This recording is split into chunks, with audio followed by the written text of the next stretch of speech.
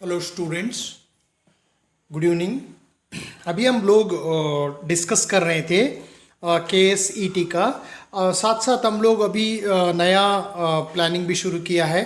वो है कि हमारा सेंट्रल यूनिवर्सिटी का जो भी कुछ एग्ज़ाम्स होते हैं उसका क्वेश्चन पेपर भी हम लोग डिस्कस करना शुरू किया है।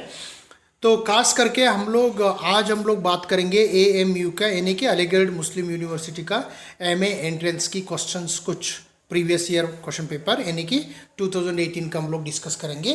कुछ क्वेश्चंस अभी डिस्कस करेंगे, फिर हम आने वाले वीडियो में जो भी कुछ ज़्यादा क्वेश्चंस रहेंगे आपका, वो लोग आपको आपकी तैयारी के लिए बहुत अच्छा रहेगा। तो पहले तो हम लोग क्वेश्चन में चले जाएंगे। एक सबसे पहला जो क्वेश्चन है, the principles of perceptual organization were given by Wundt, Wertheimer और कोलर एंड कोप का करके चार ऑप्शंस दिया है। A Wundt, B Wertheimer and C Kohler and D Koffka. तो कोफका और कोलर और विर्तमीर जो है जस्टॉल्ट साइकोलॉजिस्ट है, जो हम लोग को सबको पता है।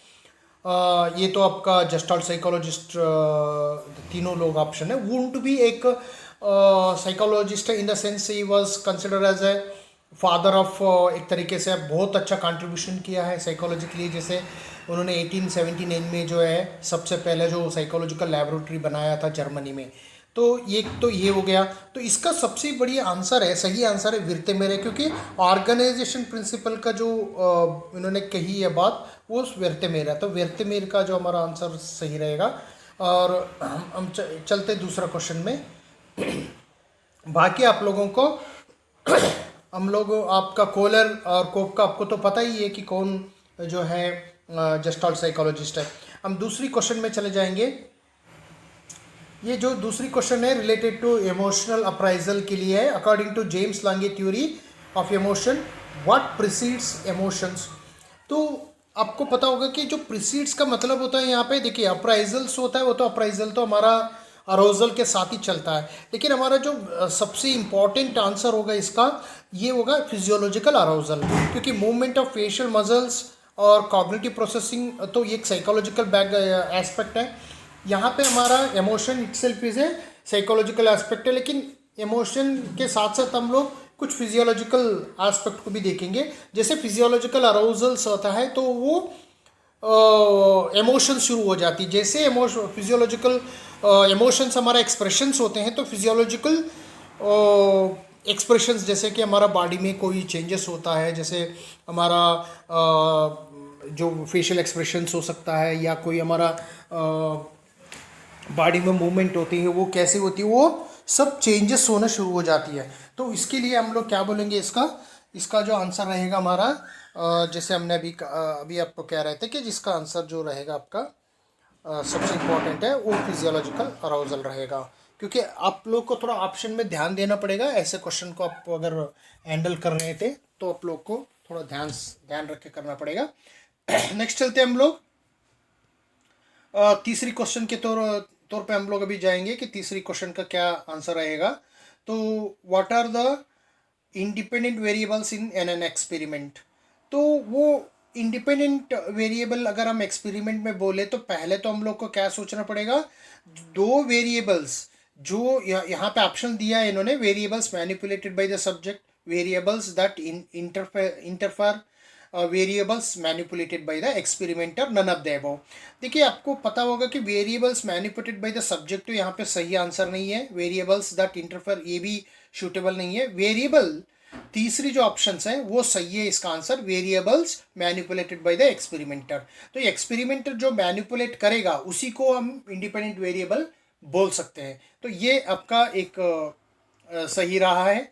और हम लोग आगे इसका जो आंसर, इसका मतलब क्या होगा, इसका जो हमारा सी ऑप्शन जो है वो सही आंसर है। तो चलिए हम लोग आगे बढ़ते हैं नेक्स्ट क्वेश्चन की तरफ।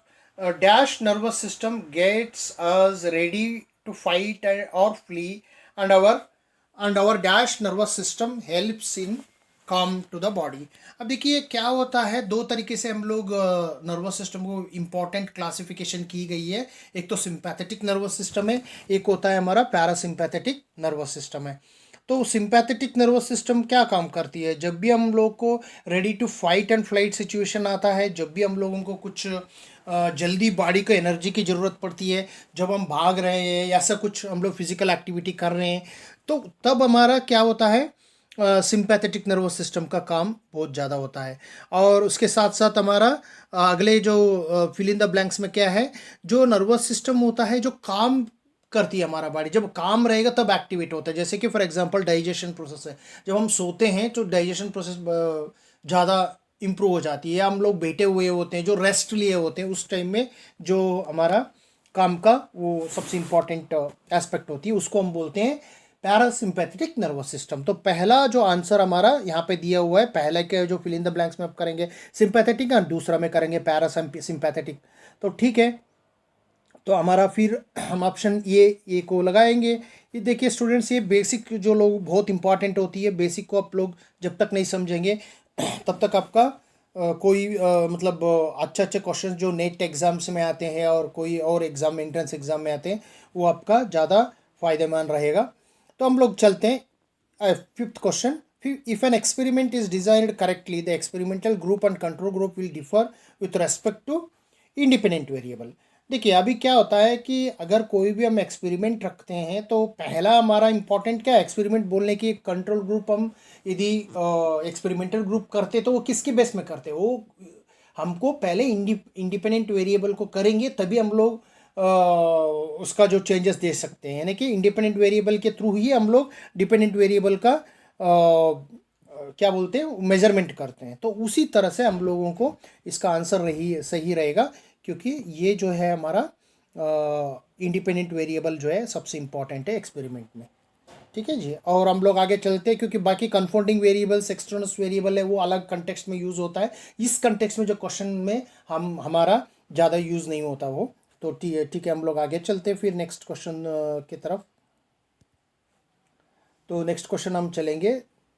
अब देखिए इसमें जो है 6 में क्वेश्चन क्या पूछा है, the tendency to experimenter to let their expectancies alter the way they treat their subject is known as subject bias, experimental bias effect और परफॉर्मेंस बायस और क्वासी एक्सपेरिमेंटल रिसर्च। तो इसकी देखिए वो ये बोल रहे हैं कि experimental to let their expectancies alter the way they treat their subject, जो सब्जेक्ट की उनकी क्या ट्रीट होते हैं, एक्सपेरिमेंटर का क्या उनका इंटेंशन होती है, मतलब उस हिसाब से हम लोगों को एक्सपेरिमेंट की जो प्रोसेस को बदलने का तो एक्सपेक्टेंसी होती है, उस चीज़ को हम लोग सब्जेक्ट बियास कहेंगे, क्योंकि इसमें एक्सपेरिमेंटल बायस इसका सूटेबल ऑप्शन नहीं है।